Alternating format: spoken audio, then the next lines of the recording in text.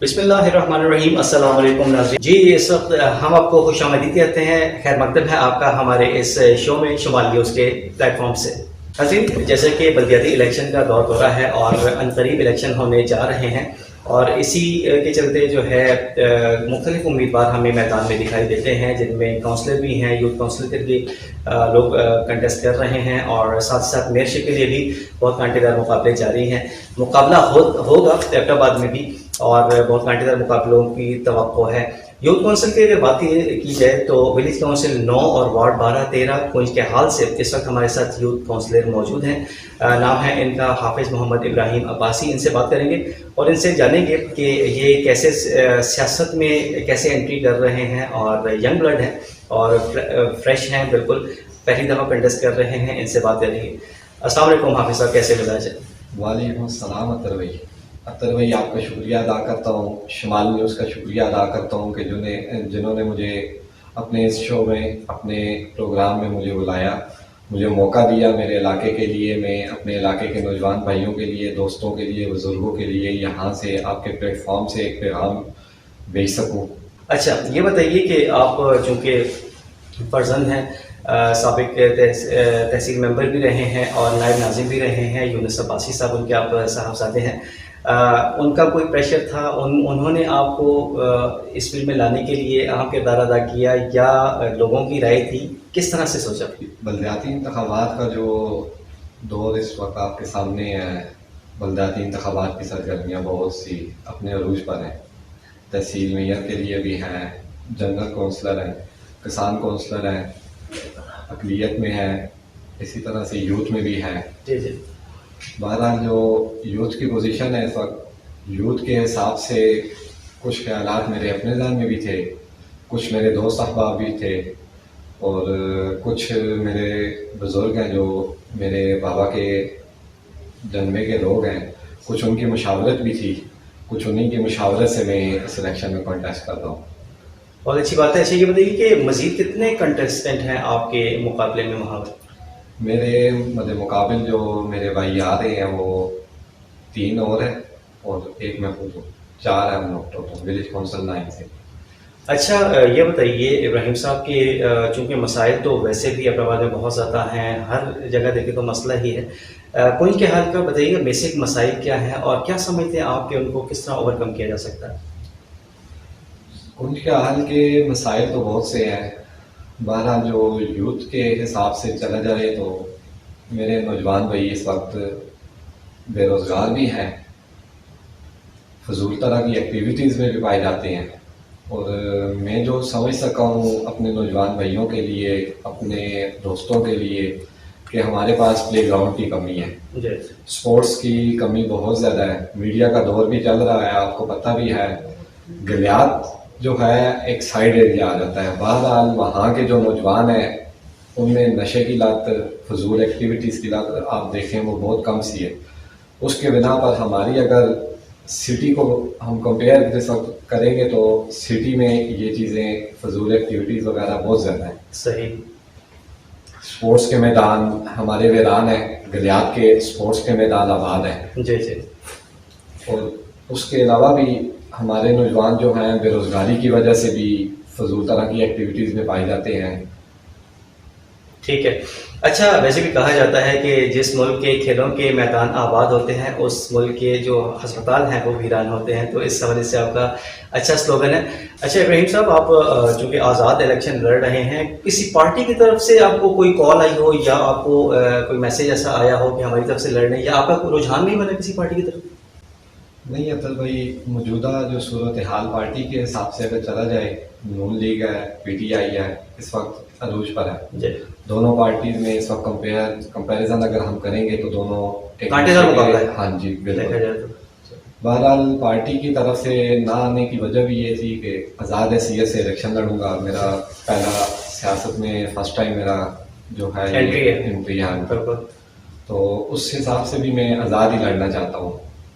और इसीलिए जो PTI की जो मौजूदा सूरत हाल है वो मुल्की सतह पे महंगाई बहुत ज़्यादा है, हमारे गरीब लोग, गरीब आवाम इस वक्त बहुत ज़्यादा मुतासर है। और इसी के साथ अगर नून लीग को कंपेयर करेंगे تو نون لیگ کا اس وقت میرے خیال سے ان کے تو پہلے تو جو لیڈر ہیں وہی ہمارے ملک سے باہر ہیں. اس وقت وہ خود ملک میں آئیں گے تو اس کے بعد ہی دیکھیں گے کہ نون لیگ کی کیا پوزیشن آتی ہے کیا نہیں آتی. ٹھیک.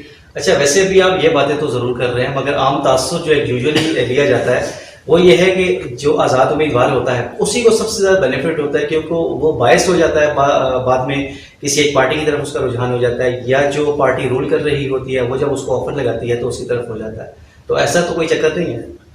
نہیں, میں فی الحال آزاد حیثیت سے الیکشن لڑ رہا ہوں. انشاءاللہ مجھے موقع ملا تو میں پارٹی جوائن ضرور کروں گا. بہرحال پارٹی وہ جوائن کروں گا جس میں میرے نوجوان بھائیوں کی بہتری ہو, میرے علاقے کی بہتری ہو.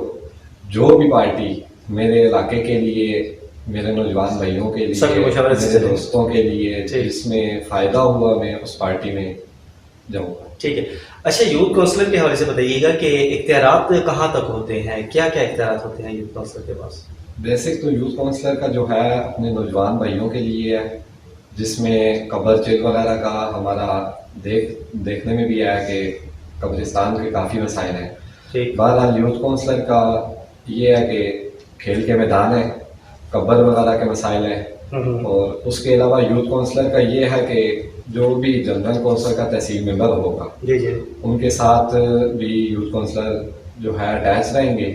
اور میری انشاءاللہ یہ کوشش رہے گی کہ میں اپنے علاقے کے لیے اپنے جنرل کونسلر کا ساتھ لے کے آگے جتنا بھی اچھا ہو سکے اپنے ولیج کے لیے, اپنے علاقے کے لیے ایک اچھی مثال قائم کر سکوں. ٹھیک ہے. اچھا یہ بتائیے کہ اگر آپ کامیاب ہو جاتے ہیں تو اس کے بعد آپ کا پہلا جو سب سے بڑا ٹاسک ہے یا جو آپ کا پہلا بڑا مسئلہ ہے وہ کیا حل کرنے کا توجہ کہاں ہوگی؟ سب سے پہلے تو میرا یہ ٹاسک ہے کہ میرے جو بھی نوجوان بھائی ہیں جو بھی ایک ہر طرح کی سوسائٹی میں پائے جاتے ہیں, سب سے پہلے تو میں ان کے لیے ایک اچھی سوچ لے کے آیا ہوں. سب سے پہلے ہمارا مین مسئلہ ہے گراؤنڈس کا, جس میں ہمارے پاس اسکول گراؤنڈ ہے اور کالج گراؤنڈ ہے. جو کہ کالج گراؤنڈ بند ہی ہے, اسکول گراؤنڈ اوپن ہو جاتی ہے. میری سب سے پہلے کوشش ہوگی کہ کالج گراؤنڈ کو کسی طرح سے بھی انشاءاللہ کھلواؤں. اپنے نوجوان بھائیوں کے لیے کرکٹ کے میدان دوبارہ سے سجا لوں کہ جس میں علاقۂ گلیات کو اگر کمپیئر کریں گے تو علاقۂ گلیات کرکٹ کے حساب سے ہماری ولیج کونسل جو کہ آل اربن ہے سٹی میں ہونے کے باوجود بھی علاقۂ گلیات سے کافی پیچھے ہے.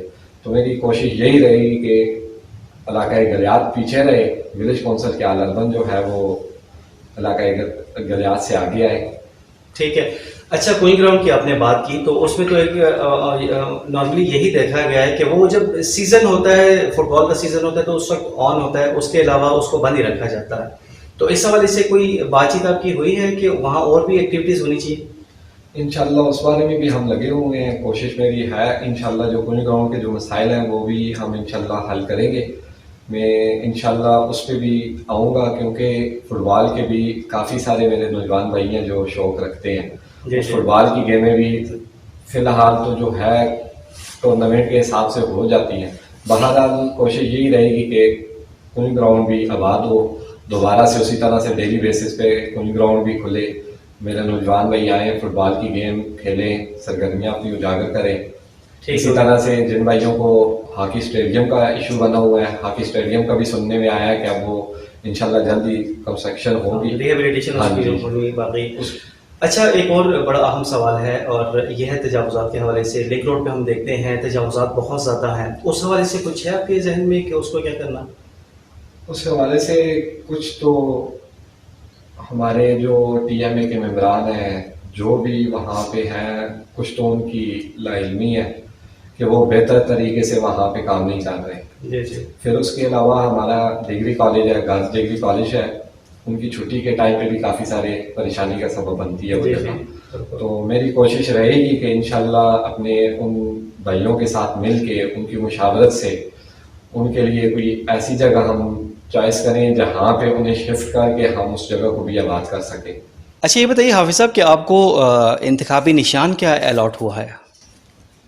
جی مجھے انتخابی نشان جو ہے پانی کی ٹینکی ملی ہے. ٹھیک ہو گیا, بہت شکریہ حافظ ابراہیم عباسی صاحب, آپ ہمارے شو پر تشریف لائے. تھینک یو سو مچ ہمارے شو میں آنے کے لیے.